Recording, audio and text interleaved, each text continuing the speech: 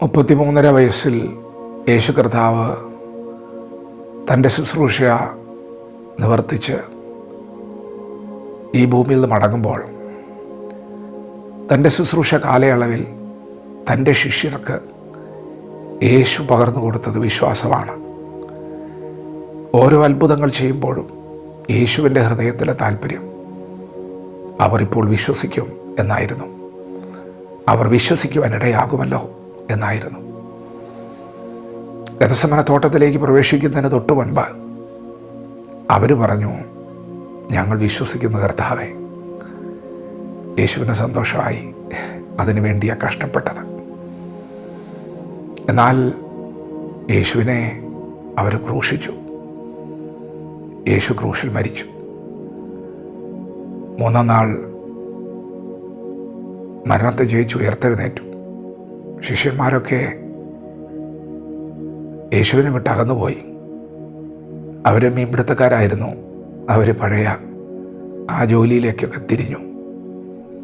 യേശു അവർക്ക് പലവട്ടം പ്രത്യക്ഷനായി. അടിസ്ഥാനമിട്ട് പണിത ഒരു പണിയാണ്. അതൊരിക്കലും പാഴാകില്ല. പാഴാകാൻ ദൈവം സമ്മതിക്കില്ല. നാളുകളായി ദൈവം നിങ്ങളുടെ പുറകെ തൻ്റെ ദൂതന്മാരെ അയച്ച് നിങ്ങൾ ഉറപ്പിച്ചത് ശക്തീകരിച്ചതൊന്നും പാഴായി പോകാനല്ല, അടിസ്ഥാനമിട്ട് പണിയാൻ വേണ്ടി തന്നെയാണ്. പ്രിയപ്പെട്ടവരെ, അവരെ അടുക്കലേക്ക് യേശു പിന്നെയും വരിക, അവരെ ഉറപ്പിക്കുക. സ്വർഗാരോഹണം ചെയ്യുന്നതിന് തൊട്ടു മുൻപ് യേശു കർത്താവ് അവരോട് പറഞ്ഞു,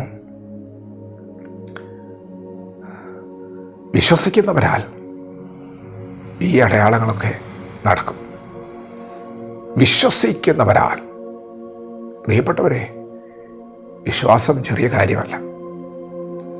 വിശ്വസിക്കണം. വിശ്വാസമുണ്ടോ? വിശ്വസിക്കണം. യേശു പറഞ്ഞു, നിങ്ങൾ എൻ്റെ ആടുകളാണ്, ഞാൻ ഇടയനാണ്. വിട്ടുപിരിയാനാകാത്തൊരു ബന്ധം. യേശു പിന്നെയും പറഞ്ഞു, ഞാൻ സാക്ഷാൽ മുന്തിരിവള്ളി, നിങ്ങൾ കൊമ്പുകളുമാണ്.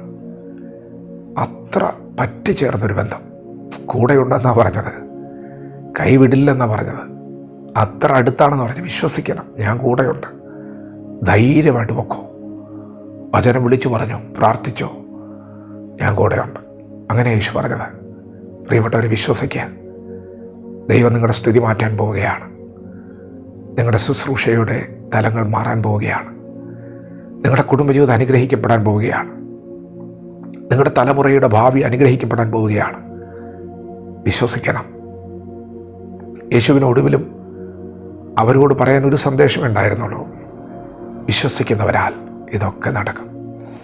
ഒരിക്കലും വിശ്വാസം കളയരുത്. ദൈവത്തെ നമ്മൾ ആരും കാണുന്നില്ലല്ലോ.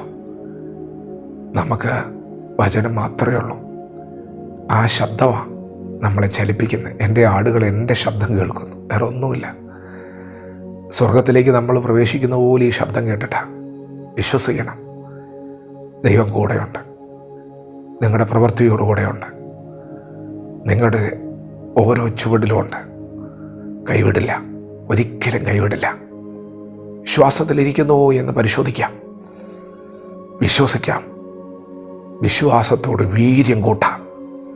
ദൈവം നമ്മെ ഓരോരുത്തരും ഈ പകൽ അനുഗ്രഹിക്കുമാറാകട്ടെ. ആമേൻ.